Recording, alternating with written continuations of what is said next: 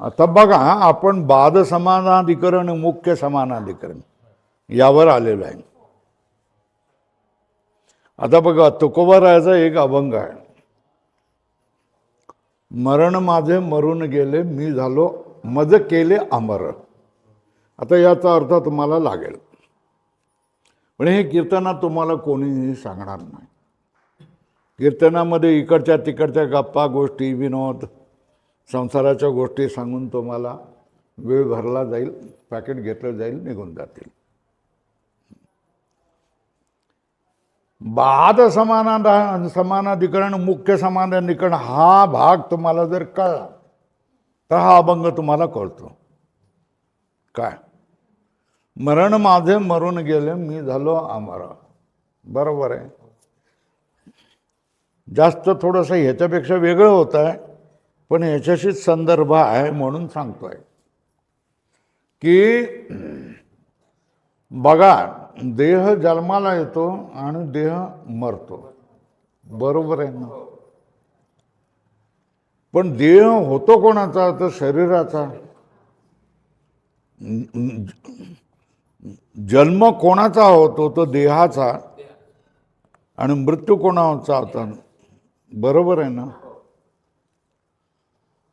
पण देह म्हणजे इंद्रिय, मन आणि बुद्धी. या बुद्धीमध्ये ब्रह्माचं प्रतिबिंब पडलं की तो कोण जातो, जीव होतो. बरोबर आहे ना. तो कोणामध्ये पडलेला आहे, बुद्धी. कोणाच्या संगतीमध्ये आहे, इंद्रिय मन बुद्धीच्या संपर्कामध्ये आहेत. स्थूल शरीर आणि सूक्ष्म शरीराला आश्रय करून राहिलेला आहे. बरोबर आहे ना.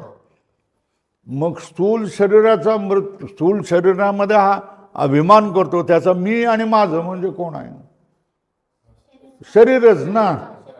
मग शरीर मेल्यानंतर तोही मरून जातो.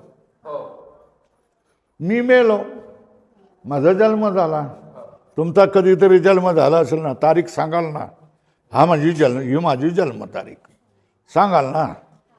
मग तो ज्या वेळेला तुम्ही माझा जन्म म्हणतायत, तेव्हा शरीरामध्ये मन घालून तुम्ही म्हणतायत ना. नाही तर तुम्ही म्हणाल माझ्या शरीराचा जन्म झालाय असं म्हणाल ना. तुम्ही माझा जन्म झालाय असं ज्या वेळेला म्हणतात, तेव्हा देहाशी तादात्म्य करून, देहाशी तद्रूपता करून, देह हाच तुम्ही आहेत असं म्हणून म्हणतात. बरोबर ना. आता अविद्येमध्ये पडलेलं प्रतिबिंब म्हणजे जीव ना. तुम्ही तर्क श्रुती या सगळ्या ह्याच्यामधून मायेलाही मिथ्या काढलं तर मग अविद्याही मिथ्या झाली ना. सूर्याचं प्रतिबिंब आरशामध्ये पडले, आरशामध्ये तो सूर्य तुम्हाला दिसतोय, डोळे लख लख लख लख करतात. हा आरसा तुमच्या ह्याच्यामधून पडला की ते प्रतिबिंब मोडलं ना, संपलं ना. ते प्रतिबिंब कुठे गेलं, तिकडे गेलं परत. बरोबर ना. आरसा मोडतात, प्रतिबिंब बिंबामध्ये जातं. तशा तऱ्हेने अविद्या मोडताच तुम्ही कशामध्ये जाल, कूटस्थामध्ये जाल. कूटस्थ आला ना, तो तुम्ही कूटस्थ रूप झालात ना. आता पहिले कोण होता, देह रूप होता. आता कोण झाला, कूटस्थ रूप झाला. हे कशामुळे झाला, तुम्ही देहाला तुम्ही बाद केलात, अविद्येला बाद केला तर तुम्ही कूटस्थ होणार. जोपर्यंत देहाला बाद करत नाही, देहाला बाद करण्याची क्षमता तुमच्यामध्ये येत नाही, तोपर्यंत तुम्ही जीवच राहणार. आणि देहाशी संबंध असल्यामुळे तुम्ही जन्म आणि मरतच राहणार. ज्यावेळेला तुम्ही आपला संबंध तोडता हे ना, म्हणजे मला वेगळं व्हायचं आहे, आता तुमच्याकडे राहायचं नाही है ना. मग तुम्ही माहेराला येता ना. हा, कुठे येतात ना. रोज मार खायचा, रोज ती दारूची घाण, आणि रोज तो त्रास, क्लेश. शेजारी कंटाळले, आपणही कंटाळलेलं आहे, मुलं नुसतं रडतात. कंटाळून तुम्ही काय केलं? आपल्या माहेराला येऊन बसलं. तर रोज मार खाणं आणि त्रास, त्या आणि ती घाण तोंडाची, याच्यातून तर सुटका झाली का नाही झाला? आहे ना? तरी हे माहेराला येणं म्हणजे काय? कुटस्थामध्ये येणं. कधी याल तुम्ही? याला आपलं मानलं नाही, याला बाद केलं की संसाराला, अविद्येला, मायेला बाद केलं का तुम्ही कुठे येणार आहात? कुटस्थामध्ये येणार. आता हा कुटस्थचं स्वरूप काय? सच्चित आनंद. आणि तिकडे ईश्वराला बाजूला काढलंच, मायेला फोडलंच की ईश्वरही फुटला. है ना? तुकाराम महाराजाचा एक अभंग आहे, माझ्या लेखी देह मेला. तुम्ही बघशाल तर आता तो अभंग महोत्सव, अभंग सप्ताह म्हणून यूट्यूबवर मिळेल, त्याच्यामध्ये तुम्ही बघाल तर या सगळ्या गोष्टी तुम्हाला समजून येतील. बरोबर आहे? तर तो माया तुटली, ईश्वरही तुटतो. आणि तो ईश्वर मग कुठे जातो? ब्रह्मतत्वामध्ये जातो. इथे जीव कोणामध्ये झाला? कुटस्थामध्ये गेला.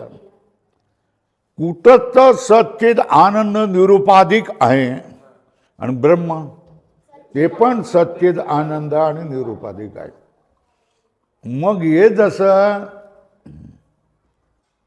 बकेटमधलं जल समुद्रामधून घेतलं की बकेटमधलं जल आलं, पुन्हा समुद्रामध्ये ओतलं तर ते समुद्राचंच झालं ना. बरोबर ना? मग तशा तऱ्हेने बकेटलं जल आणि समुद्राचं जल याच्यामध्ये काही बाधा जर असेल तर कोणाची? बकेटचीच ना. बकेटची बाधा करा, बाजूला फेका बकेट. मग आता त्या बकेटमधल्या जलाला आणि समुद्राच्या जलाला मिसळून जाण्यामध्ये काही अडचण आहे का?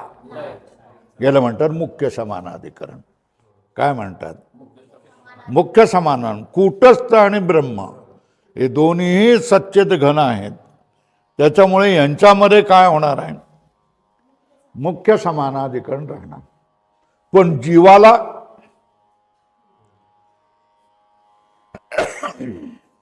जीवाला जे अविद्येचं आवरण झालेलं आहे त्याच्यातून मोकळं व्हावं लागेल ना, मग तो कुटस्थ होईल. म्हणजे अविद्येला बाद करावा लागेल ना. बाद करून कुटस्थ होऊन तो ब्रह्मतत्वाला मिळणार. याला म्हणतात बाध समानाधिकरण. बरोबर आहे? मुख्य समानाधिकरण आणि बाध समानाधिकरण याच्यामधलं अर्थ समजला की नाही?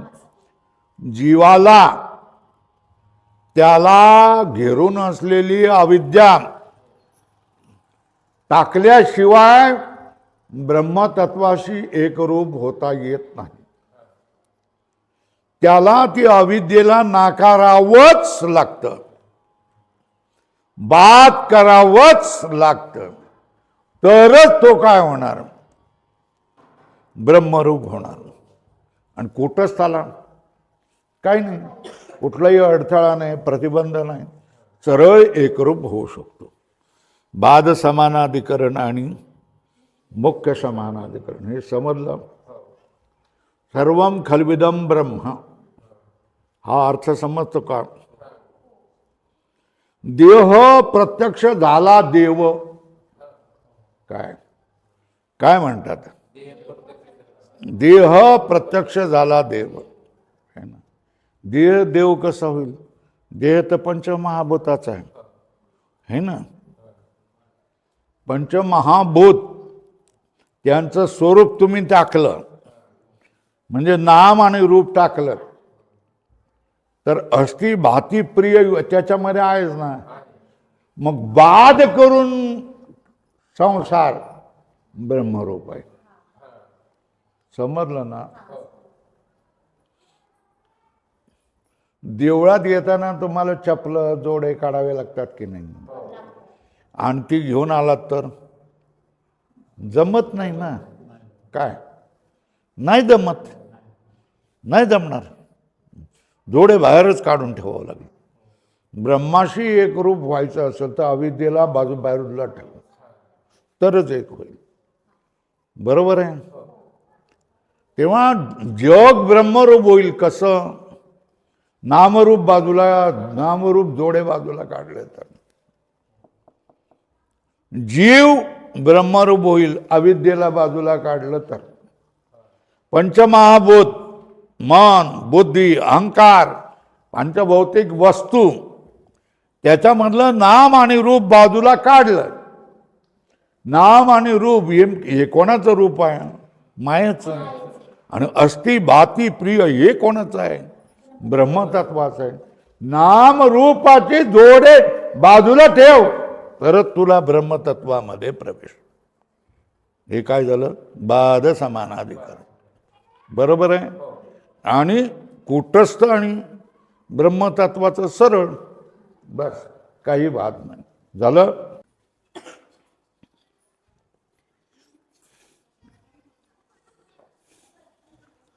वर थोडंसं घेतो.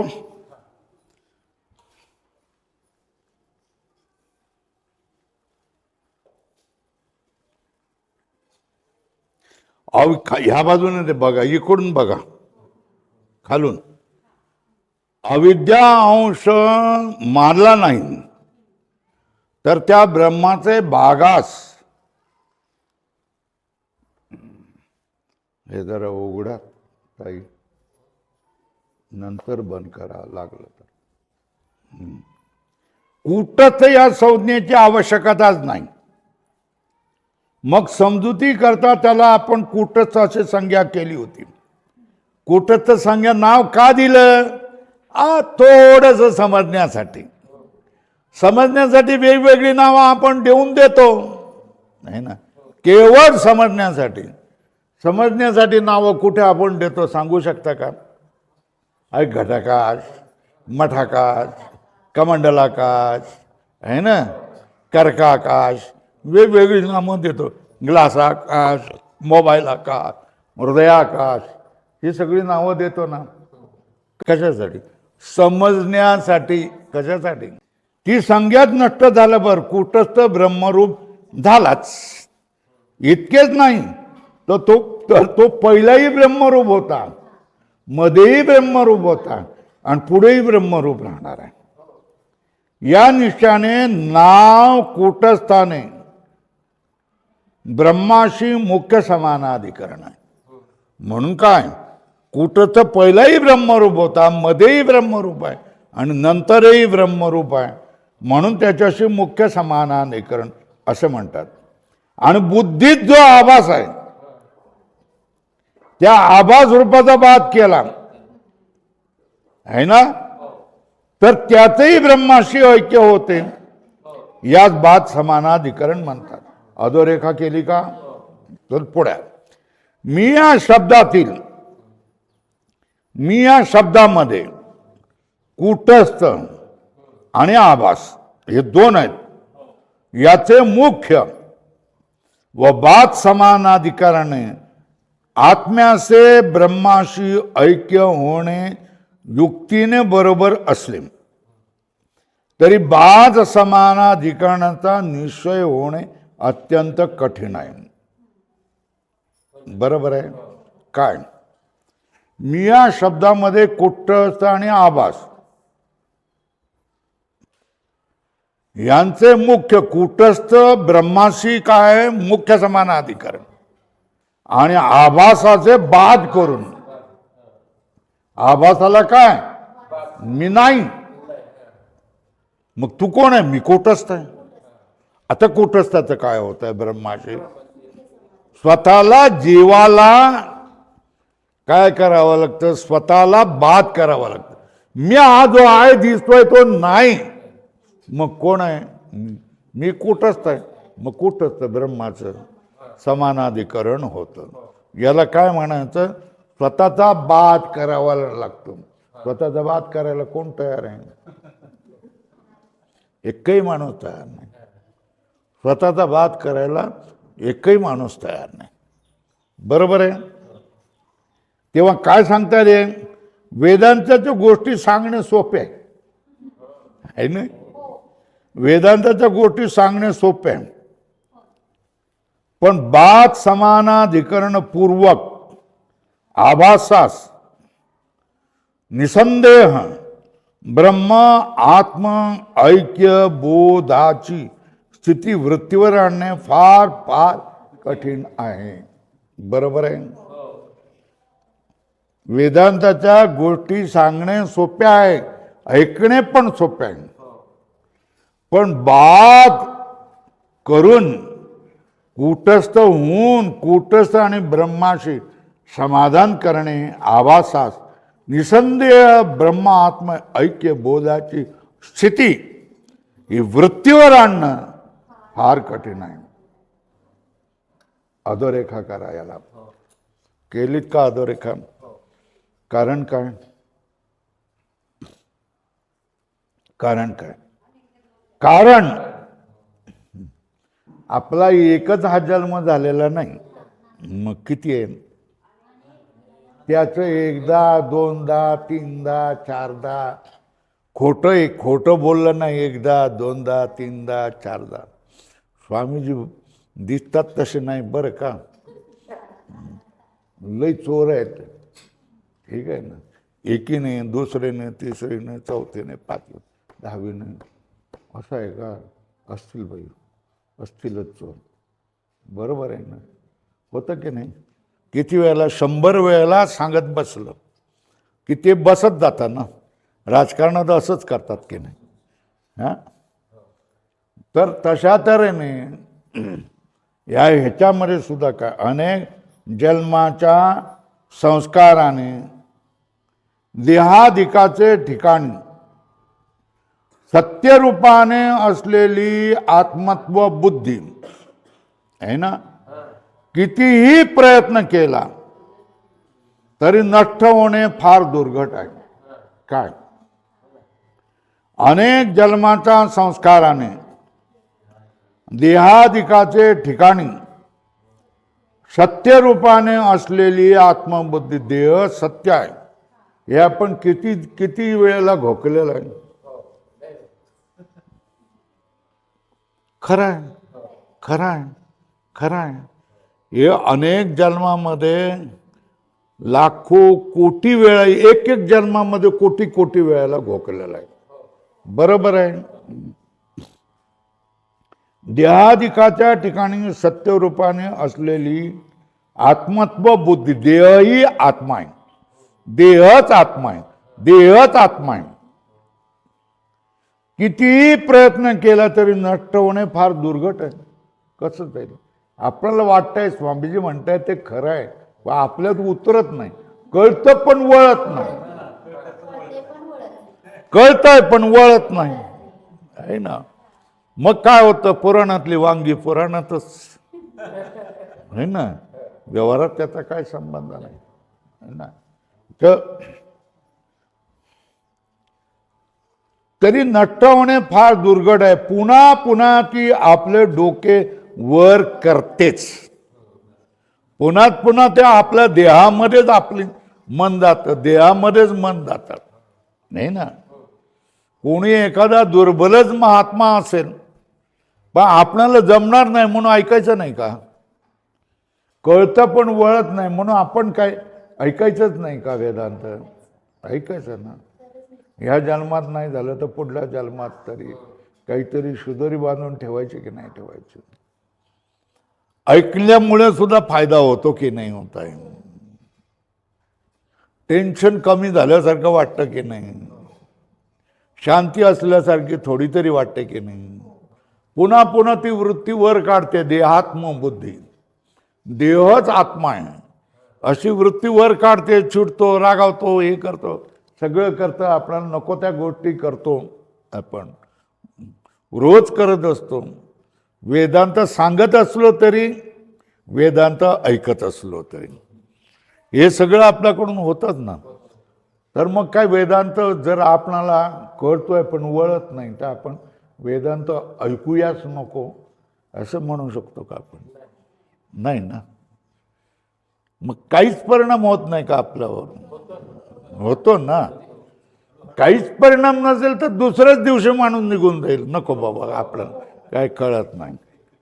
बरोबर आहे. पुन्हा पुन्हा ती आपले डोके वर करते. यावत जीव देहाधिकाचे ठिकाणी आत्मत्व बुद्धी असल्याशिवाय है ना, देहावर आत्मत्व बुद्धी असल्याशिवाय मला भूक लागले जेवण कर ग बाई, कोण म्हणेल का? म्हणेल का मला भूक लागली जेवण करा ना थोडंसं? कोण म्हणेल का? देहाच्या ठिकाणी आत्मत्व बुद्धी असल्याशिवाय ज्ञात्याचाही भोजनादी व्यवहार होणे शक्य नाही. आपण आंघोळ करतो की नाही, तोंड घासतो की नाही, आजारी पडलो तर डॉक्टरकडे जातो का नाही, आहे ना, भूक लागली तर खातो की नाही, हे लागली तहान लागली का पाणी पितो की नाही पितो? पितो ना. कोणी गरमागरम भज्या आणून दिले तर तुम्हाला बरं वाटतं की नाही? सांगा, वाटतं की नाही? सांगा. आता तुम्ही उन्हातून आलेले आहेत आणि पटकन तुम्हाला लिंबाचं सरबत किंवा दुसरं कृत्रिम कुठलं तरी सरबत गोड आणून दिलं तर तुम्हाला बरं वाटतं ना. त्या माणसालाही विषयी बरं वाटतं आणि तुम्हालाही देहालाही शांती मिळते की नाही. याला देहात्मभाव म्हणायचं नाही तर काय म्हणायचं? काय म्हणायचं? आहेच ना. म्हणजे ही कितीही आपण आठवड्यातून एकदा 2 तास बसणार आणि चर्चा करणार, पण आठवड्यातले 6 गुणिले 24 तास आपले कशामध्ये जाणार? देहात्मबुद्धीमध्ये जाणार ना. लक्षात येत आहे का? देहात्मबुद्धी असल्याशिवाय ज्ञाताचाही भोजनादी व्यवहार होणे शक्य नाही. बरोबर आहे ना? हे खरे की खोटे? खरे आहे. हे खरे असले तरी त्याचा तो सर्व व्यवहार बाधित असतो, है ना. हे निश्चित आहे. त्याचा तो व्यवहार तो पहिल्या इतका सत्य मानत नाही. करतोय, जेवतोय, पण शास्त्राने मला सांगितलेलं मी काय करत नाही. तुम्हाला करताना दिसत होतो, ठीक आहे, असू देत, नाही ना. आणि तसा बाधित असतो म्हणून त्यास ज्ञाता म्हणतात. व्यवहार बाधित असल्याचा अनुभव दुसऱ्याला कळेल की नाही कळेल? मग कोणाला कळेल? ज्याचा त्याचंच असणार. इतरात शास्त्रदृष्टी असली तर अत्यंत सहवासाने ज्ञाताच्या व्यवहाराचे बाधित्व समजणे कदाचित संभवनीय होईल. तुम्ही फार जवळ राहिलात, है ना, फार जवळ राहिला नाही तर समजत नाही याचा व्यवहार बाधित आहे म्हणून, है ना. खूप जवळ राहिला तर कदाचित समजेल कोणाविषयी की याचा व्यवहार कसा असतो, बाधित असतो, है ना. हा व्यवहार करतो पण हा बाधित असतो, त्याचा बाधित असतो. खूप जवळ असलं तरी एखाद्यालाच तुम्हाला बोधून, बाकी सगळे आपण हे सगळं कळलं तरी वळत नाही अशाच मताचे असतो, है ना. नाही, कर्ता भाव नसेल ना तर तुम्हाला अभिमान नाही होणार. माझ्या वाचून यांचं अडेल, मी नसेल तर काय होईल, है ना, असं तुम्ही बोलणार नाही ना. लक्षात येत आहे का? असं आपण बोलतो, है ना. मी आता शिकवतोय, माझ्यानंतर कोण शिकवेल? शिकवणार आहे का? बोलतो की नाही आपण? बाधित होत नाही. तो बाधित झालाय का नाही झालाय कोणाचं हे तुम्ही त्याच्या जवळ बसल्यानंतर काही दिवसांनी अधिक असल्यानंतर समजतो. नाहीतर बाहेर असताना ओरडतोय, रागवतोय, चिडतोय असंच दिसतंय. पण तो खराखर चिडतोय का, नाटक करतोय, हे कसं कळणार तुम्हाला? कळणार कसं?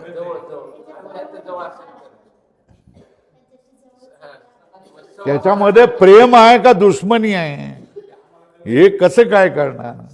त्याचा खूप जवळ राहिला तर आपण समजू शकेल, इतर वेळेला आपल्याला नाही समजू शकणार. बरोबर, तेच समजणं. अत्यंत सहवासाने ज्ञात्याच्या व्यवहाराचे बाधितत्व समजणे कदाचित संभवनीय होईल. म्हणून काय करायचं? म्हणून अभ्यासी आम्ही अभ्यास करणार आहे. म्हणून अभ्यासी पुरुषाने आपल्या अभ्यासाने देहादी पदार्थाचे ठिकाणी असणारा अहम मम हा अध्यास बाधित झाला आहे किंवा नाही याकडेच लक्ष ठेवणे श्रेयस्कर आहे. काय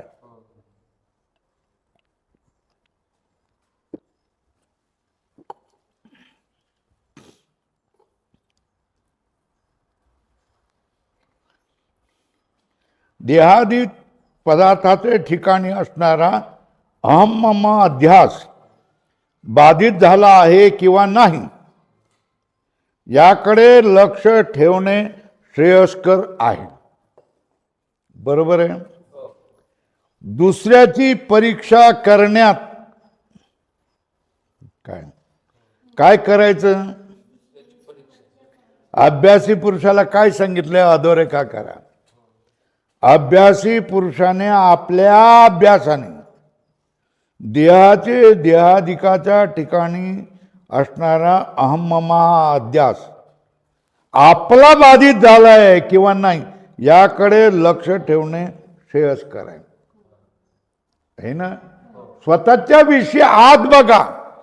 तुमची स्थिती कुठे आहे, तुम्ही कुठल्या स्थितीवर पोहोचलाय ते बघा, आणि काय बघू नका. मग दुसऱ्याची परीक्षा करण्यात काळाचा अपव्यय न करणे बरे.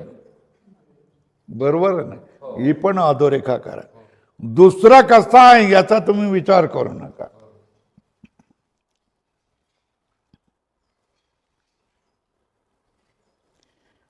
व्यवहारात अज्ञानी लोकांची साधक दशेत असलेल्या व्यवस्थित पुरुषावर साधुत्वाची बुद्धी होते.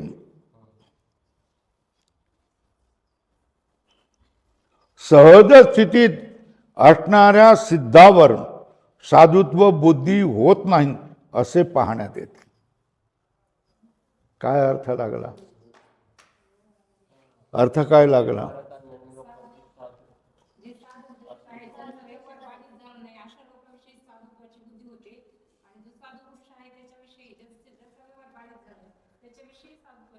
बुद्धी होत नाही म्हणजे कोण? आता मी आहे ना, मी खरा की खोटा आहे हे ज्याने त्याने पाहावं, है ना. पण जे बाहेर मागणारे येतात ना, गोसाई, यांची जटा केवढी असते बघितलेत का तुम्ही? बघितलं. त्यांचा ड्रेस कसा असतो बघा, बघितलं का तुम्ही? हा ना. ते काहीतरी बागांबर वगैरे घालून येणार है ना, नाही तर बागांबरासारखे कपडे घालून येणार, मोठ्या जटा बिटा बांधणार, डोळे लाल करणार, भस्म करणार. मग ऋषी मुनी कोण? तेच ना, है ना. ते बोलतील त्यांच्यावर विश्वास ठेवणार. बरोबर आहे ना. आणि ते मागतील त्याचे पैसे देणार. पण सावध कोण राहतो त्यांच्याकडे?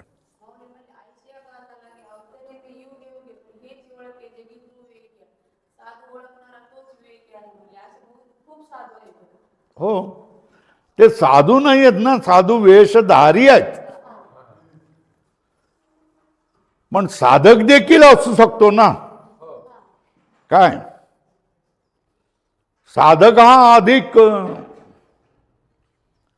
साधनेवस्थेत अनुष्ठान करत असतो, है ना. मग त्याच्यावर आपली बुद्धी जाते, हा काय करतोय, साधू पद्धतीने राहतोय. पण जो पोचलेला आहे तो काय जास्त कशाला करत राहील. हवन करत राहणं, सकाळ संध्याकाळ डोका बिये करत राहणं, या गोष्टी कशाला राहतील. त्याला सगळ्याच गोष्टी मिथ्या वाटत असतात.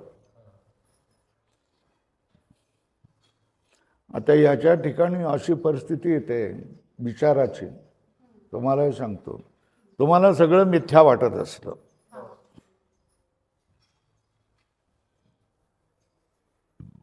तरी तुम्हाला ते करायचं, तुम्ही करायचं का नाही करायचं.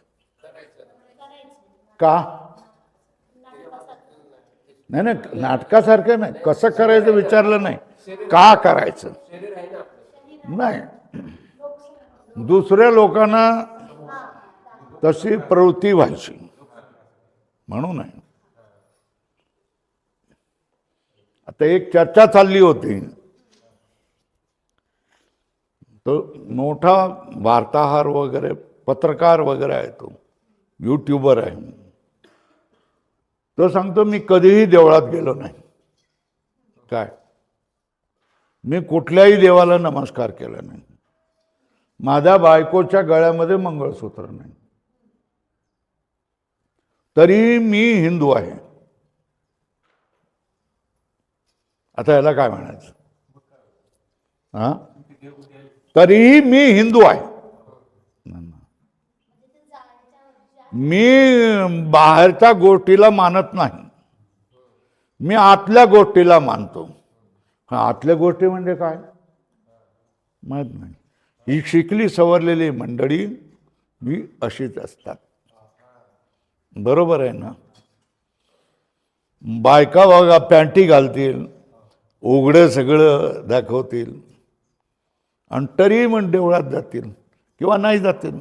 मंगळसूत्र घालणार नाहीत, बांगड्या घालणार नाहीत, काही नाही. ओ, धर्म म्हणजे काय. धर्म म्हणजे खान, उपासना, खानपान, पेहराव, है ना, भाषा, नीतिमूल्य, शास्त्रग्रंथ, पुराण कथा, हे सगळं मिळून ती संस्कृती बनत असते ना. सगळी मिळून संस्कृती बनत असते ना, है ना. तर आपण ज्या वेळेला या सगळ्या गोष्टी करत असतो, है ना. आता तुम्हाला सफेद शर्ट घाला आणि टोपी घालून या हे सांगण्याचं कारण काय. तुम्ही म्हणाल काय आम्हाला काय हे कशाला घालायला तुम्ही सांगता. आम्हाला फक्त तत्व सांगा बस. आता तुम्ही ह्याच्याबरोबर राहिलेत, भाजनात राहिलेत, तर टोपी आणि हे कशाला, पॅन्ट काळी पॅन्ट घालून मी उभं राहिलो तर काय बिघडतंय तुमचं. असं नाही ना, ते एक धारणा आहे ना प्राचीन काळात. सफेद वेशात आलं पाहिजे, याच वेशात आलं पाहिजे, अशात ह्याच्यामध्ये आलं पाहिजे. हो, सूटबुटात आलं तर शहरामध्ये काय होतं, तुमचं स्वागत होतं. पण धोतर आणि हे घेऊन आल्यानंतर आलाय कुठला शेतकरी, अडाणी, असेच कुत्सित बुद्धीने पाहिलं जातं की नाही. तर ही गोष्ट तुम्ही ज्या वेळेला काय करता, टिकली लावणार नाही, गंध लावणार नाही म्हणून सांगता, तेव्हा गंध लावणाऱ्या महिलांना तुम्ही काय करता, हिणवता ना, या निकृष्ट आहेत असंच म्हणता की नाही. काय बरोबर आहे ना. तुम्ही पॅन्ट घालून समोर येतात, है ना, त्यावेळेला पॅन्ट न घालणाऱ्या, साड्या नेसणाऱ्या महिलांना तुम्ही गावढळ निकृष्ट असंच म्हणत असता की नाही. बरोबर आहे ना. कोणी धोतर नेसून आला आणि इंटरव्ह्यू द्यायला आला तर हे त्याची घेतील का इंटरव्ह्यू. नाही घेणार. का की धोतर बितर घालून कसं यायचं. तुम्ही सूटबुटामध्ये जायला पाहिजे, बरोबर आहे. तेव्हा ही शिकलेली मंडळी जी म्हणतात की आम्ही मंगळसूत्र घालणार नाही, आम्ही गंध लावणार नाही. त्यांना त्यांच्या धनाचा आणि शिक्षणाचा गर्व झालेला असतो. बरोबर आहे. आणि त्या गर्वाने दुसऱ्या लोकांना ते काय निकृष्ट अशा तऱ्हेने ठरवत असतात आणि त्याच्यावर तत्वज्ञानाची गोष्ट सांगत असतात की बाहेरच्या ह्याच्यावर काही नसतं, आतमध्ये तुम्हाला असतं. पण आतमध्ये तुम्हाला काय असतं हे विचारायचं झालं तर त्यांना काही सांगता येत नाही. कारण न त्यांनी संत वाङ्मयाचा अभ्यास केलेला असतो, न त्यांनी शास्त्राचा व्यवहार केलेला असतो. मग त्यांचं हिंदू असणं हे फक्त बोलाचीच कडी आणि बोलाचाच भात आहे ना. म्हणून काय करायचं, निर्णय कशावर, की तुम्हाला ज्ञान झालेलं असलं तरी तुम्ही सर्वसामान्य लोकांसारखंच वागायचं असतं. सर्वसामान्य माणूस देवळात जातो ना, मग तुम्ही देवळात जा. ठीक आहे. सामान्य माणूस देवाला नमस्कार करतो ना, मग तुम्ही नमस्कार करा. सर्वसामान्य माणूस कीर्तनात बसतो ना, मग तुम्ही कीर्तनात बसा. हे यांचं जे फॅड आहे ना ह्या लोकांचं, हे धड हिंदूही नसतात आणि आधुनिकही नसतात, हे ना. आणि आपण आधुनिक मॉडर्न आहोत असं सांगून बाकीच्यांना हिणवणं ही यांच्या मनामधली काय असते, वृत्ती असते. आपण म्हणू शकतो की धोतर घालून कोणी गिरण्या चालवल्या नाहीत का? चालवल्या. धोतर घेऊन ऑफिसामध्ये क्लार्क आमचे आजोबा पणजोबा गेले नाहीत का? गेले होते. हो ना, आणि केलं होतं. आणि इंग्रजाबरोबर अस्खलित इंग्रजी म्हणून बोलत नव्हते का? बोलत होते. आणि त्यांचा आदर इंग्रज करत होते की नव्हते? बरोबर ना. मग असं काही नाही ना. पण तुम्हाला तुमच्या आमची हिंदूची संस्कृती हीच काय घृणास्पद आहे, खालच्या दर्जाचे, हे तुमचं म्हणणं आहे. हे तुमच्या मनातली वृत्ती काय, ही अशा तऱ्हेची वृत्ती आहे. काय माझ्या बायकोच्या गळ्यात मंगळसूत्र नाही, माझी बायको गंध लावत नाही, काय तुमचं सांगतायत तुम्ही?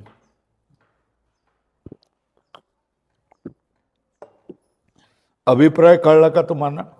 काय आपण सामान्य लोकांच्या सहवासात राहतोय, तर सामान्यासारखी मूर्खता असूनही तुम्ही शिकलेले सवरले आहात हे तुमच्या मनात असावं. पण तुम्ही सामान्य जो पोशाख घालतो, सामान्य जसा वागतो, सामान्य जसा खाता पितो, तशाच तऱ्हेने तुम्ही केलं पाहिजे ना.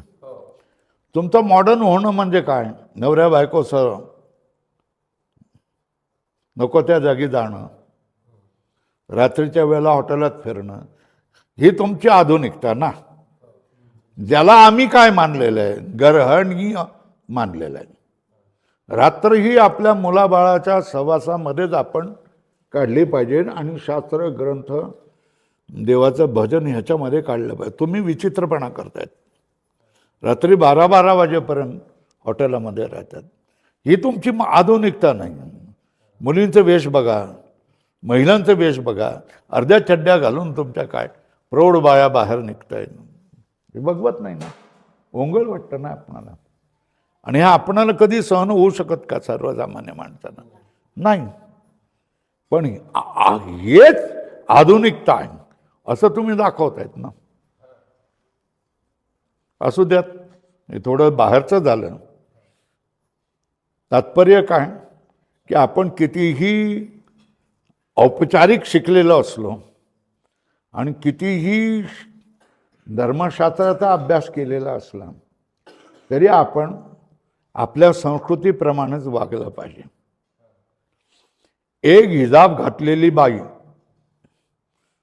हा हिजाब बाजूला ठेवून या म्हणून सांगितल्यानंतर परीक्षा हॉलमध्ये ती येऊन सांगते, मी परीक्षा देणार नाही, परीक्षा चुकली तरी हरकत नाही, पण माझ्या धर्माने सांगितलेली गोष्ट मी हिजाब त्यागणार नाही. ती परीक्षा न देता तारा तारा तारा तारा निघून जाते. मला तुमच्या परीक्षेची पर्वा नाही. मला माझ्या धर्माप्रमाणे वागायचं आहे. एक स्त्री ती मोठ्या स्वाभिमानानं सांगते ना, मग आम्ही असे कसे? समजतंय? थोडं बाह्य झालं. पुरुषाने आपल्या अभ्यासाने देहादी पदार्थाचे ठिकाणी असणारा अहम मम अद्याप बाधित झाला आहे किंवा नाही याकडेच लक्ष ठेवणे श्रेयस्कर आहे. दुसऱ्याची परीक्षा करण्यात काळाचा अपव्यय न करणे बरे आहे. व्यवहारात अज्ञानी लोकांची साधक दशेत असलेल्या व्यवस्थित पुरुषावर साधुत्वाची बुद्धी होते आणि सहज स्थितीत असणाऱ्या सिद्ध पुरुषावर साधुत्व बुद्धी होत नाही. हीच गोष्ट ते लोक म्हणतील आम्ही काय सिद्ध झालेलो आहोत, त्याच्यामुळे आमच्या गोष्टीवर बाह्य गोष्टीवर लक्ष देऊ नका. ते लोक पण तसे ते सिद्ध नसतात धर्माच्या बाबतीत असे पाहण्यात येते. सूक्ष्म विचार केला तर जिवंत स्थितीत सिद्ध पुरुषावर साधुत्व बुद्धी सहसा होत नाही. अधोरेखा केलेत काय? जिवंत स्थितीत सिद्ध पुरुषावर साधुत्व बुद्धी सहसा होत नाही. तो मृत झाल्यानंतर त्याच्या नावाची समाधी देऊळ वगैरे झाले म्हणजे त्या पाषाणावर बहुतेक सर्वांची साधुत्व बुद्धी होते. झालं. खरं आहे का खोटं आहे? त्यांच्या पालख्या त्यांच्या चांदीच्या पावलाच्या पादुका काढून लोक नाचत गचत पंढरपूरला जात आहेत. बरोबर आहे ना? कारण पाषाणाच्या समाधीत शारीरिक दोष मुळीच दिसत नसतात. बरोबर आहे ना? अशी ही स्थिती आहे. त्याचप्रमाणे बोधशून्य असूनही 4 अक्षरे पाहिलेला व ज्याचे वाक्पटुत्व चांगले आहे त्यासही अज्ञानी लोक साधू असे म्हणतात. या सगळ्या गोष्टी समजावून सांगतायत तुम्हाला. त्यालाही काय करतात, त्यासही अज्ञानी लोक काय म्हणतात हे पूर्ण करायचं ना आज, नाही ना? त्यासही अज्ञानी लोक साधू असे म्हणतात.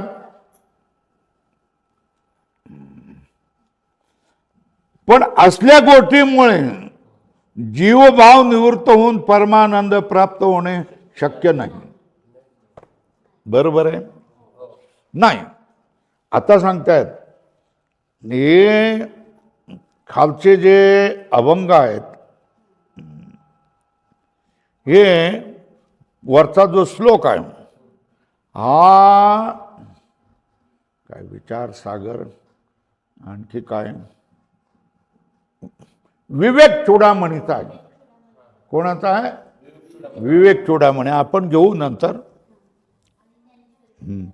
वाग वैखरी शब्द धरी शास्त्र व्याख्यान कौशलम वैदुष्यम विदुषाम तद्वत भुक्तये न तू मुक्तये. काय म्हटलेलं आहे? वागणीची वैखरी आहे वाणीने तो बोलतोय. शब्दधारा प्रवाहाने शब्द बाहेर पडतायत. शब्द धरी. पुढे काय म्हणतोय? शास्त्र व्याख्यान कौशलम. शास्त्राचं व्याख्यान कौशल आहे. पुस्तक समोर न ठेवता धडाधड बोलत चाललाय. हे विद्वान लोकांचं वैदुष्यम. ते कोणासाठी? भुक्तये है ना? कल्पवरा न तू मुक्त ये. बरोबर आहे ना? आता तुम्ही एखाद्या सप्ताहामध्ये कीर्तनकाराला आणून बोलावलं आणि मला आणून तिथे ठेवलं. तर त्याच्यामध्ये फड कोण जिंकेल तेवढं सांगा. कीर्तनकार जिंकणार आहे ना. आणि माझ्याविषयी काय बोलणार, यानं काय बोलताच येत नाही, कीर्तन करता येत नाही, बोलताच येत नाही आहे ना. यांना पाठांतरच नाही, प्रमाण देता येत नाही, विनोद करता येत नाही.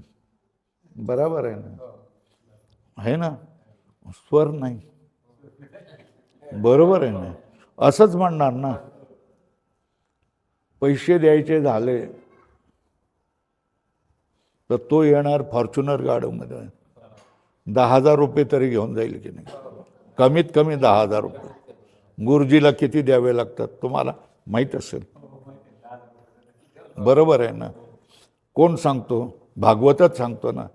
किती महाराज किती द्यावे लागतील, कमीत कमी 10,000 रुपये तरी द्या. फॉर्च्युनर गाडीमध्ये येणाऱ्यांना, साध्या गाडीमधून येणारा 7,000 तरी मागेलच ना. आणि त्याच्यापेक्षा साध्या गाडी म्हणून आलं तर 5,000 तरी घेईलच ना. आणि हा माणूस काय सांगेल तो, भाऊ धर्माचं कार्य मी माझ्या गाडीने आलेलो आहे, माझा वाहक आहे आणि माझी गाडी आहे, मला पैसे घ्यायला सांगितलेलं नाही देवाने, बरोबर आहे ना. मग जय कोणाचंच झालं. पाहणाऱ्यांनी काय म्हटलं, त्याला पैसे घेतले 10,000 रुपये, त्याने काय केलं, जिंकलं सगळं. साधू कोण तो, आम्ही येडे लोक, बरोबर आहे ना. असंच होतं ना व्यवहारामध्ये, अशाच गोष्टी होतात की नाही. जो खराखुरा सिद्ध माणूस आहे, जो खराखुरा धर्मापणे वागणारा माणूस आहे, त्याला किंमत देत नाही. आणि जो सोंगाड्यापण करेल आहे ना, अर्वाच्य ग्राम्य भाषेमध्ये बोलेल आहे ना, आणि नाटकं करेल, त्याच्यासाठी लाखो लोक जमतात. आणि त्याचा एका कीर्तनाचा रेट किती, 50,000. आणि रोज तो किती कीर्तन करतोय, 3. अशी किती वर्ष झालेली आहेत, 30-35 वर्ष झालेली आहेत. म्हणजे त्यांनी माया किती गोळा केली, त्याने देव गोळा केला की माया गोळा केली, तुम्ही मला सांगा मला. आणि हा प्रसिद्ध ना मोठा कीर्तनकार, त्यांनी कीर्तन करायचं बंद ठरवलं तर सगळे हजारो लोक रडायला लागले, होय ना, का नाही लागले ना. हे असं आहे. आणि स्वामीजीचं ठेवलं तर कीर्तन 15 माणसं, 20-25 माणसं.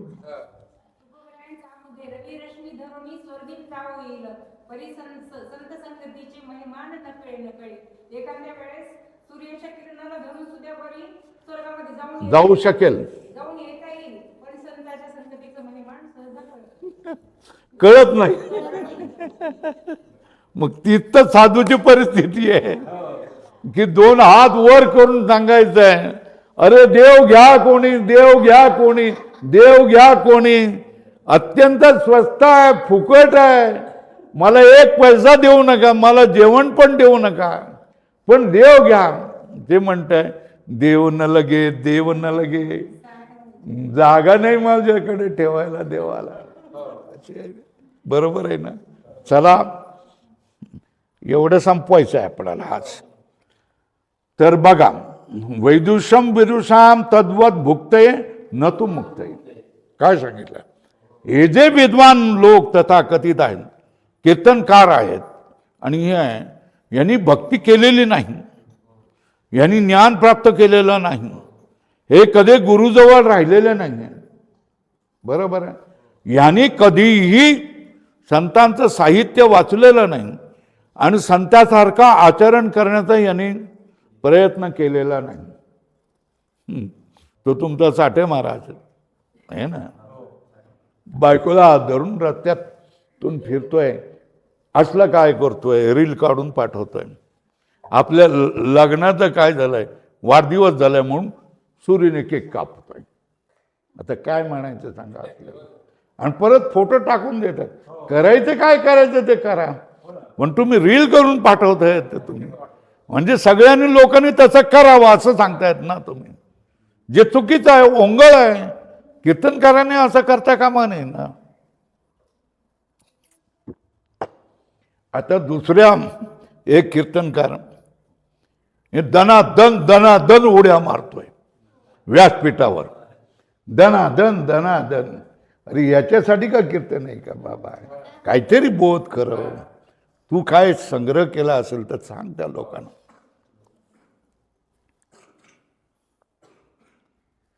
विवेक चोडामणी झालं.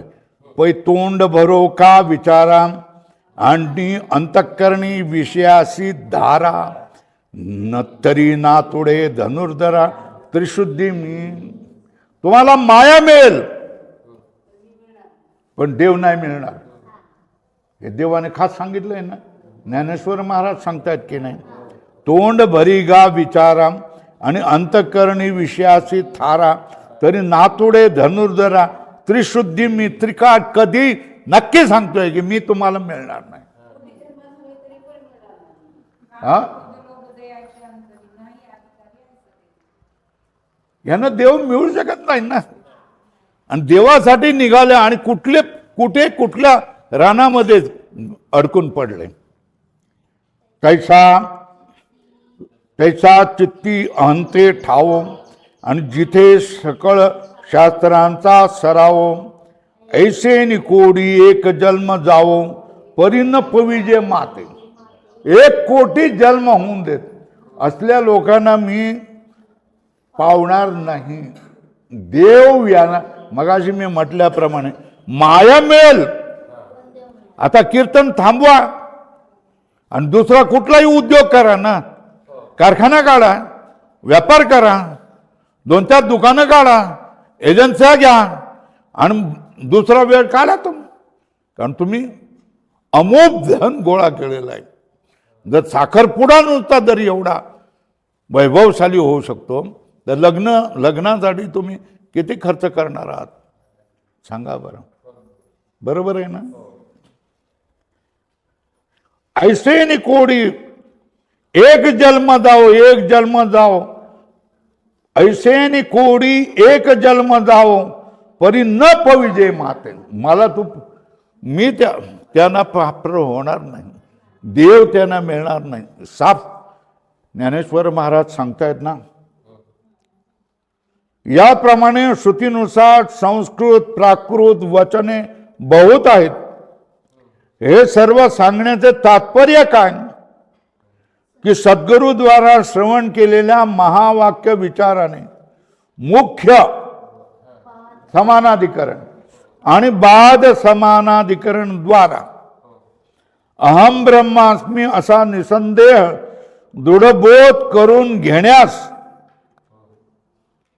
बाकीच्या जगाच्या उठाठेवीत टाकून दक्ष असावे. अधोरेख करावा. आपली स्वतःची मुक्ती पहिली पहा, मग जगाच्या उठाठेवी करा.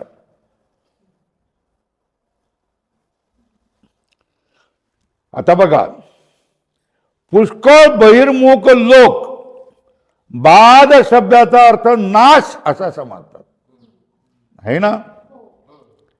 असा अर्थ मानला म्हणजे ब्रह्मज्ञानी पुरुषात जगतभान होऊच नाही. जगाचा नाश झाला ना, मग जगताचं भान होणारच नाही. असं होतं का? नाही होत ना, है ना. म्हणजे ब्रह्मज्ञानी पुरुष जगतभान होऊच नाही असे आपोआपच ठरते.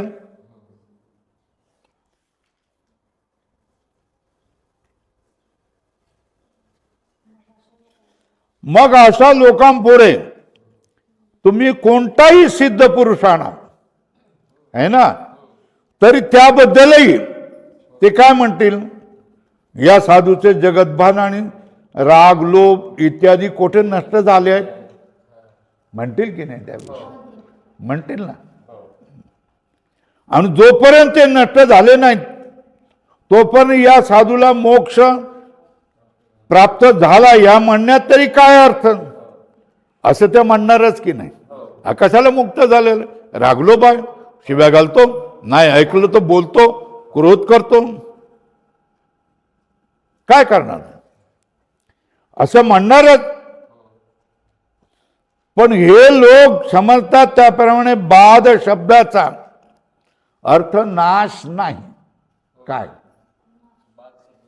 बाद शब्दाचा अर्थ काय? नाश होणे किंवा न दिसणे असा अर्थ शास्त्रकारात अभिप्रेत नाही. बाद म्हणजे काय करणं? बॉम्ब टाकून जाळून भस्मसात करणं असं आहे का? जगाला तुम्ही अणुबॉम्ब करून भस्मसात करून टाकू शकता का? मग जगताचा तुमच्याकडे तुमच्या मनात बाद झाला याचा अर्थ काय? याचा अर्थ त्याच्यामध्ये पहिली जी तुमची हा खरा आहे, हा सत्य आहे अशी बुद्धी होती, ती तुम्ही काय केली? याला उदाहरण बुजगावणं ना. दुरून माणूस उभा आहे असं वाटतं की नाही? हाय बुवा शेतात उभा आहे, ठीक आहे ना. जवळ गेल्यानंतर अरे हे तर बुजगावणं, 2-4 कणस काढा, जाळा, खाऊन घेऊया. होतं का नाही? होतं का नाही? पण माणूस उभा असेल तर जाईल का शेतात? नाही ना, भीती आहे ना. पण बुजगावणं ठरल्यानंतर भीती गेली. बरोबर आहे ना. मी काय सांगतोय की बाद कसा करायचा असतो हे सुनेकडून शिकावं, है ना. उदाहरण देतो मी. सासू बोल बोल बोल, सुनेला राग आला.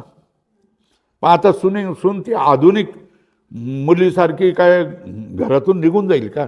फाडकन घेतलं अटॅचेड आणि निघून गेली असं करेल का? नाही करणार, कारण ती जुन्या वळणाची आहे. असं करून चालत नसतं हे त्याला माहिती आहे. मग ती राहणार की नाही घरी? सासू सुना दोघी राहणार की नाही? बरोबर राहणार ना. ती सासवेचे कपडे धुणार की नाही? धुणार. सासवेची भांडी घासणार की नाही? सासूला चहा देणार की नाही? सासूला काय जेवण देणार की नाही? जेवण देते. बाहेरच्या लोकांना माहीत आहे का की यांचं कडाक्याचं भांडण झालेलं आहे? त्यांनी बाहेरच्या जगालाही काही कळू दिलं नाही. पण सुनेने मनातून काढून टाकलं की आता तुला पहिल्यासारखा माझा आदर नाही, आहे ना. ती सगळं चहा घेऊन येते, गुपचूप घेऊन ते ठेवून घ्या, आई हे घ्या, है ना. जेवण आणून देते, आई किंवा आत्याबाई काय म्हणता तुम्ही ते, हे घ्या, असं करते. पण पहिल्यासारखा आदर तिच्यामध्ये राहिला आहे का नाही राहिला आहे? यालाच बाद म्हणतात. समजलं ना? काय म्हणतात? तुमचा जो पहिला आदर, तुमचा जो आदर होता पहिल्यांदा माझ्या मनात, है ना. मी आई म्हणत होते तुम्हाला, माझी आई सोडून आली आणि मी आता तुमच्याकडे आले, तर तुमच्याविषयी मी आई म्हणत होते. आता आजच्या दिवसापासून मी तुम्हाला आई असं म्हणणार नाही. म्हणले तरी माझ्यामध्ये तो भाव नाही. आता म्हणायचं म्हणून आई हे घ्या म्हणेन, पण तो भाव नाही. आता मिथ्या पण समजलं का तुम्हाला? जो त्याच्याविषयीचा जो आदर, भय, भीती, सत्कार, सन्मान होता तो मनातून काढून टाकणं, यालाच काय म्हणतात? बाद. बरोबर आहे ना. संसाराला आपण मारत नाही, बॉम्ब गोळ्याने उद्ध्वस्त करत नाही, नष्ट करत नाही, पण त्याच्यामधली सत्यत्व बुद्धी काढून टाकते. हिला मी सांगितलं होतं नामुता त्याच्या मुलीला, मरणाला तू घाबरू नकोस. काय मरणाला आव्हान दे, तू मला मारू शकत नाही कारण मी आत्मा आहे. आत्म्याला कोणी मारू शकत नाही. मला देह मानत नाही, मी आत्मा मानतोय, म्हणून मला आत्म्याला तू मारू शकत नाही. मी तुला आव्हान देते, तू दुसऱ्यांना घाबरव, मला घाबरव, मला तू घाबरू शकत नाही. तुला कधी यायचं आहे ते या 10 वर्षांनी येणार असेल तर यावर्षी ये, यावर्षी येणार असेल तर या महिन्यात ये, या महिन्यात येणार असेल तर आज ये, आज येणार असेल तर आजच्या ये. मी तुला घाबरत नाही, तू काय मला मारू शकत नाही. बरोबर आहे ना. याला काय म्हणतात? मरण माझे मरून गेले, मज केले अमर. आहे ना, मरणाची भीती तुमच्या मनातून जाणं झालं, संसाराची भीती तुमच्या मनातून जाणं. आणि भवसागर शास्त्र सांगताना जातसही ध्रुव मृत्यू ध्रुवम जन्म मृतस्सच, भवसागर आहे हे शास्त्र सांगतं. आता आपण काय सांगतो, मी आत्मा आहे, मी देह नाही, देहाचा जन्म मृत्यू होतोय, माझा जन्म मृत्यू होत नाही, म्हणून मला भवसागर नाही. भवसागराची भीती गेली की नाही, मरणाची भीती गेली तर मुलगा माझा श्राद्ध करेल की नाही ही काळजी वाटेल का? मरायच्या वेळेला माझ्या तोंडात कोणी गंगाचं पाणी किंवा तुळशी पात्र घालेल की नाही? माझं मासिक श्राद्ध करतील की नाही, वार्षिक करतील की नाही, माझा महाळमध्ये करतील की नाही? अरे याला परवाच नाही ना, आहे ना. आणि शरीराचं काय करतील, जळून टाकतील, कुजलं आहे ना, सडलं तर याला परवा आहे का? काही काळजी नाही का? कारण त्याने शरीरामधलं माझे पण काढून टाकलेलं आहे, तो आत्मा झालेला आहे. आणि ही त्याची वृत्ती जर असेल तर तो काय नासून या गेली खंती सहज स्थिती भोगाची, ही त्याची वृत्ती होते. सगळेच्या सगळे अभंग आपणाला लागून जातात. बरोबर आहे. कधी हे समजलं तर काय सांगितलंय, बाद शब्दाचा अर्थ नाश होणे किंवा न दिसणे असा अर्थ शास्त्रकारात अभिप्रेत नाही. मग कुठला अर्थ शास्त्रकाराला अभिप्रेत आहे? पदार्थ दिसत असूनही त्याबद्दल दृढ मिथ्यात्व निश्चय होणे असा आहे अधोरेखा. काय पदार्थ सगळं दिसताय, सगळं समजताय, सगळं कळताय, पण मी तुला घाबरत नाही. तुझ्याबद्दलची भीती, तुझ्याबद्दल भय, आदर हे सगळं माझ्या मनातून संपून गेलेलं आहे. बरोबर आहे ना. असं कळणं आहे ना, यालाच काय म्हणतात, यालाच काय म्हणतात, दृढ मिथ्यात्व निश्चय बाद म्हणतात. आणि याबद्दल उहापोह बाद समानाधिकरणाचे प्रसंगात सांगितला. तसा अर्थ समजून घेऊन चिंतन केल्यास मी ब्रह्म आहे असा दृढ निश्चय होण्यास हरकत नाही. काय मी ब्रह्म आहे असा दृढ निश्चय होण्यास तुम्हाला काय हरकत नाही. उहापोह मी सगळं सांगितलं ना, मी नुसता अनुवाद केला नाही, मी तुम्हाला आपल्या जीवनात कसं उतरायचं. मोठं संकट आलं, डॉक्टरने तुमच्याविषयी मोठा आजार सांगितला, तुम्हाला 6 महिने फक्त आयुष्य आहे असं सांगितलं, तर तुम्ही घाबरायचं नाही. काय नाही, माझा भोग आहे, माझा भोग मी भोगणार नाही तर कोण भोगणार आहे? आणि मी गेलो तर माझं काय जाणार आहे? माझं काहीच जाणार नाही. मी आत्मतत्व आहे. देहाचा जन्म होतो, देहाचा मृत्यू होतो. माझं काय होत आहे हे चिंतन जर तुम्ही लक्षात ठेवला तर तुम्हाला मृत्यूची भीती वाटणार नाही. आणि मृत्यूची भीती जाणं, भवसागराची भीती जाणं, या सगळ्यात महत्वाच्या गोष्टी. मेल्यानंतर काय होतं, माझं श्राद्ध होईल की नाही असल्या गोष्टी आता गौण ठरून जातात. काही नाही. मी सांगितलेलं आहे. काय सांगितलेलं आहे? लोक येतील, लोकांना वाटेल भेटायचं असेल, एक 7-8 तास किंवा 5-6 तास सगळ्यांकडे हे काढा आणि कळवा. रांग लागेल, बघतील, बघू देत, मग काय करणार? JCBच्या खोऱ्यामध्ये ठेवा, तिथे एक खड्डा खणा आणि खड्ड्यामध्ये टाका, भरपूर मीठ टाका, माती टाका आणि त्याच्यावर काय करा, चांगला मस्तपैकी ओटा करा. त्याच्यावरून रोज लोक येऊन जाऊ देत. आम्ही किती तुच्छ आहोत, शरीराला किती तुच्छ मानतोय, या आम्ही कृतीने दाखवतो. आहे ना.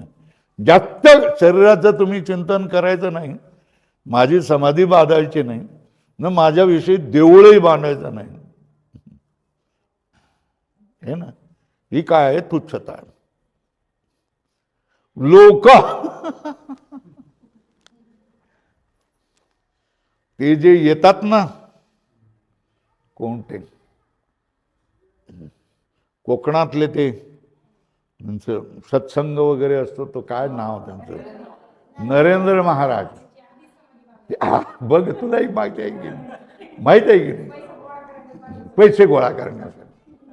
तर काय करायचं, यांच्या समाध्यात सुद्धा पैसा गोळा करा, मरायच्या अगोदर समाधी उभारून ठेवतील, पुढे उभारतील की नाही उभारतील. बरोबर आहे ना. या गोष्टी सगळ्या काय व्यर्थ आहेत, व्यर्थ होऊन जातात की नाही. कधी तुम्ही ज्या वेळेला वेदांत शिकता, आता रामकृष्णादी ब्रह्मत्वाविषयी विचार आहे ना झालेला आहे ना. तरंगाच्या शेवटल्या भागात ब्रह्म निर्गुण असल्यामुळे इंद्रियांचा सन्निकर्ष होणे संभवनीय नाही असं म्हटलंय ना. काय म्हटलंय, ब्रह्माला गुण नाही, मग म्हणजे रूप नाही, रस नाही. म्हणा ताई, रूप नाही, रस नाही, काय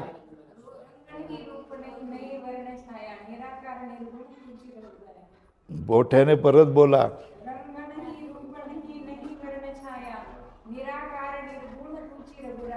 बरोबर आहे ना. तर हे संतांनी देखील म्हटलेलं आहे ना. तो जर निर्गुण असल्यामुळे रूप रस गंध स्पर्श हे जर नाही आहे ना, तर त्याच्याशी इंद्रियाचा सन्निकर्ष होणार कसं. डोळ्याला सवय झालेली आहे ना काय रूप पाहायचं. हे टोपीवाले आहेत, सफेद शर्ट घातलेला आहे आणि सफेद पॅन्ट घातले, हे डोळे दाखवतात ना. डोळ्याला सवय झाली आहे कशाची, रूप पाहण्याची आहे ना. जिभेला सवय झाली आहे रसाची आहे ना. नाकाला सवय झाली आहे गंधाची, घाणाली सुगंध आहे. बरोबर आहे ना. कानाला सवय झालेली आहे कशाची, शब्दाची सवय झाली. अजून कोण राहिलं, ये स्पर्शाला आहे ना. हे लईच गाढव इंद्रिय आहे. माणसाला काय करून टाकतं, मूर्ख आणि मोहात पाडून टाकणार इंद्रिय. नुसतं डोळ्यात आहे असं नाही, हे कोणाचा स्पर्श झालाय त्याप्रमाणे आतमध्ये सगळ्या क्रिया सुरू होतात की नाही. तुम्हाला सगळ्यांना अनुभव असेल ते. बरोबर आहे ना. लय गाढव मूर्ख इंद्रिय आहे. जितका तुम्ही जवळ जाऊन स्पर्श कराल तितकं त्याच्यामध्ये काय होते, आत्मीयता निर्माण करते. आणि तुमचे सगळं आपलं पद काय, आपलं स्थान काय, आपली योग्यता काय, सगळं विसरून टाकते. बरोबर आहे की नाही. म्हणून साधू माणसं स्पर्शापासून वेगळे राहतात. नको, दुरूनच करा. बरोबर आहे.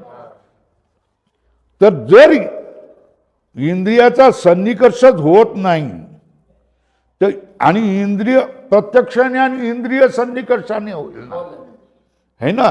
विषयाबरोबर इंद्रियाचा सन्निकर्ष झाला तरच त्याला ज्ञान होईल ना.